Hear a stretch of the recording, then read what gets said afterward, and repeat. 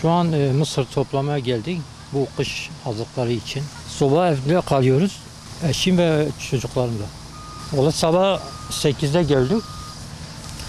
Ondan sonra saat 2-3'e kadar toplayacağız, eve gideceğiz. Mısır kabukları topluyoruz. O kabukları soba için yakıyoruz. Kış için evet. Çok güzel yanıyorlar. Odun çok pahalıdır. Yani şu an tonu 3 milyardan bahsediyorlar. Biz onu alamıyoruz onun için. Yani bir hafta 10 gün sürüyor.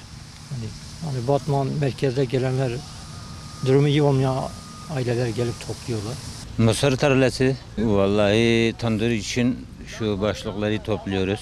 Her sene geliyoruz. Mangalda, tandırda, her yerde yakıyoruz onu. Çocuklarla gelmişiz. 3 kişi.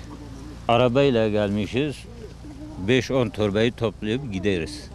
جيلان هي وندوال غاز هي عم سوبارش تنورارا امتيني هر سال تينم چاپم کفلتي مگران و زاروكي منا وامتين دونا ايزن قاب 4 مليار پري سال امني كارن بكرن گرانن ولا مدنا هبدي حتى بادر حتى هبا مدنا هبش خورا وقابا خلاص بدتشا مصرات توب كنا متهنا تنوري اكمك تشيكن اكمك والله قابا اردوك تنا بمتشوطين تبي تخنى تنوري تنوري مهاتنا حفاظات مصرات توب كن شورا اما تهنا تنوري اما اكمك تشيكن فقيرتيا دنياي وام هاتنا جبو تنوري خوش بو صوبي وقواتا مناقي دوال غازي وقنبكشين زلامي ما تعيش تني دستيوان ده ام هاتنا يرو مصري خلقش خردنا هبدو اما ببن بشوطين بو مانقالي ام دبن جبو صوبي ام دبن جبو تنوري ام دبن ام مجبوري تين دبن